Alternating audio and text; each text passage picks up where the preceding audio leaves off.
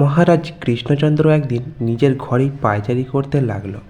ওই সময় রানী এসে মহারাজকে জিজ্ঞাসা করলো, মহারাজ, আপনি কি ভাবছেন? আপনাকে এত চিন্তিত লাগছে কেন? তখন মহারাজ বলে, রানী, আমি হলাম এই রাজ্যের রাজা। অনেক বুদ্ধি দিয়ে এই রাজ্য চালাই, কিন্তু আজ পর্যন্ত গোপালকে আমি বুদ্ধিতে হারাতে পারলাম না। সেটাই ভাবছি কি করে গোপালকে বুদ্ধিতে হারাবো।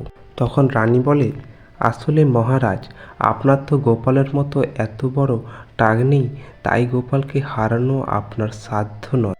মহারাজ রানীকে বলে, রানী, তুমি কি আমার সঙ্গে মস্করা করছো? রানী বলল, মহারাজ, আপনি ভাবুন কি করে গোপালকে হারাবেন, আমি বরং আসি। মহারাজ তখন বলল, রানী, দেখেছই তো আমি ভেবে ভেবে কিছুই পারছি না, তুমি এইভাবে আমাকে ফেলে চলে যাবে? কিছু একটা বুদ্ধি দাও। রানী তখন বলল, বেশ, তাহলে শুনুন মহারাজ, নদীর পাশে একটা আমাদের জমি আছে না?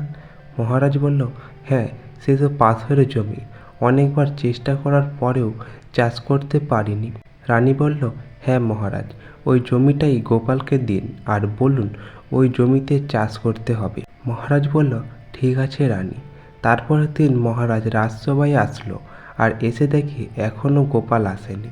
মন্ত্রীমশাই তো কত কিছু বলতে শুরু করলো গোপালের নামে, কিন্তু মহারাজ সেসব কোথায় পাত্তা দিল না। একটু পর গোপাল এলো।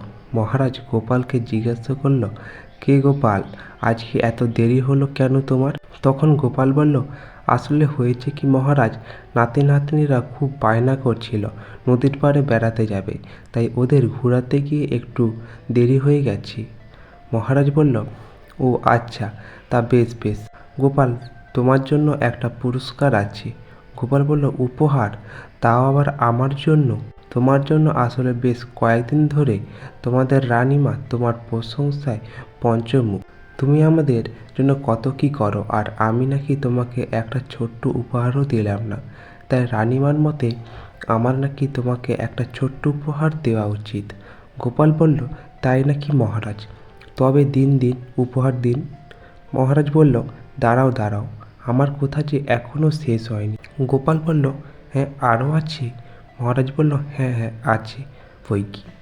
এই উপহার তুমি নিশ্চয়ই পাবে, তবে যে আমার একটা শর্ত আছে। গোপাল বলল, উপহার দেবে তাও আবার শর্ত? গোপাল মনে মনে ভাবছে, মহারাজের এই কথাটা যে সুবিধা ঠেকছে না। মহারাজ বলল, কি গোপাল, কি এত ভাবছো? গোপাল বলল, মহারাজ, বলছিলাম যে আমার উপহার কি সেটা যদি একটু জানতে পারতাম। মহারাজ বলল, শোনো তাহলে গোপাল, আমার নদীর ধারে ওই যে 2 বিঘা পাথরের জমি আছে, সেটা আজ থেকে তোমার। এবার শর্তটা হচ্ছে যে তোমাকে ওই জমিতে 60 দিনের মধ্যে এমন একটা উদ্ভিদ জন্মে দেখাতে হবে যে যেখানে ফুল দুটোই হয়। গোপাল বলল, এ আবার কি শর্ত ভাই? মহারাজ হেসে বলে, শুধু এখানেই শেষ নয়। গোপাল বলল, আরও আছে বুঝি মহারাজ? মহারাজ বলল, যদি তুমি ওই জমিতে কোনো উদ্ভিদ বা কোনো ফসল ফলাতে না পারো, তবে তোমার পিঠে আমি শাস্তি হিসেবে 20 ঘা চাবুক মারব, এবং তুমি যদি ওই উপহার নিতে অস্বীকার করো, তাহলেও আমি তোমার পিঠে 20 ঘা চাবুক মারব। গোপাল ভাবছে, কি গ্যারাকলেই না পড়লাম রে বাবা, উপহার নিলেও শাস্তি, আবার না নিলেও শাস্তি। মন্ত্রীমশাই তো এই কথা শুনে খুবই খুশি। গোপাল মহারাজকে বলল, এটা উপহার নাকি শাস্তি, সেটাই তো বুঝতে পারছি না। মহারাজ তাই চুপচাপ আছে। গোপাল বলল, আমারও কিছু শর্ত আছে মহারাজ। মহারাজ বলল, কি শর্ত? গোপাল বলল, এই 60 দিনে আমার ছুটি লাগবে। এই 60 দিনের জন্য অগ্রিম বেতন লাগবে আমার। চাষ করার জন্য 500 মোহর চাই, আর আমি চাষ করাকালীন কেউ যেন হস্তক্ষেপ না করে। মহারাজ বলল, আচ্ছা ঠিক আছে গোপাল।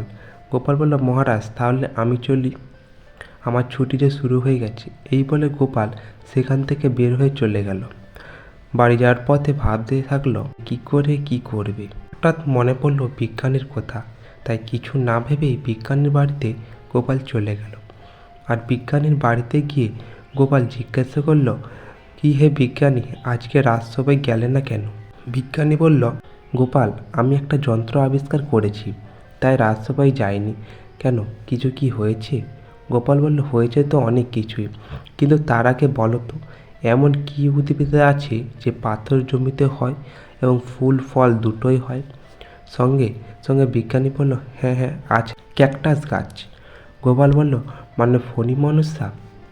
আচ্ছা বিজ্ঞানী, এই ফণী মনসা আমরা কোথায় পাবো বলো তো? বিজ্ঞানী বলল, সে তো অনেক দূর পাহাড়ে ওই সব গাছ হয়। গোপাল বলল, বিজ্ঞানী, এই ফণী মনসা গাছ আমার লাগে, কী করে আনবো? বিজ্ঞানী বলল, তারা উপায় আছে গোপাল, আমার এক বন্ধু এনে দিতে পারবে। গোপাল বলল, তার সঙ্গে একবার দেখা করতে পারবো? বিজ্ঞানী বলল, কেন পারবে না, আজ বিকেলে এসো তাহলে আমাদের বাড়িতে, সেখানেই দেখা করে দেব। গোপাল বলল, ঠিক আছে বিজ্ঞানী, তাহলে আজ বিকেলে দেখা হচ্ছে, এখন আমি আসি। বিজ্ঞানী বলল, ঠিক আছে গোপাল, সেখান থেকে চলে যায়। এইদিকে মন্ত্রী মহারাজের কাছ থেকে কিছু মোহর নিয়ে বটাবটার বাড়িতে যায় আর বলে যে নদীর ধারে মহারাজের 2 বিঘে জমি আছে, যে তাদের বালু আর পাথর দিয়ে ভরে দিতে হবে আর গোপালের উপর নজর রাখতে হবে। বটাকটা বলে, কাজ হয়ে যাবে মন্ত্রী মশাই। তখন মন্ত্রীও বাড়িতে চলে আসে আর বলে, এবার দেখি গোপাল তুমি কি করো। বিকেলে গোপাল বিজ্ঞানীর বাড়িতে যায় আর বিজ্ঞানীর বন্ধুর সঙ্গে দেখা করে। সব কিছুই আগেই বিজ্ঞানী বলে রেখেছিল। বন্ধু বলল, আচ্ছা গোপাল দাদা, ঠিক সময়ে কাজ পেয়ে যাবে তুমি। এই বলে বন্ধু ওখান থেকে চলে গেল আর গোপালও বাড়িতে চলে আসলো আর ঘুমিয়েই বলল। রাত্রিবেলা বটাকটা ওই 2 বিঘে জমিতে আরও বালু পাথরে ভর্তি করে দিল। আর এইদিকে গোপাল 59 দিন ভালো মন্দ খেয়ে আর ঘুমিয়েই কাটিয়ে দিল।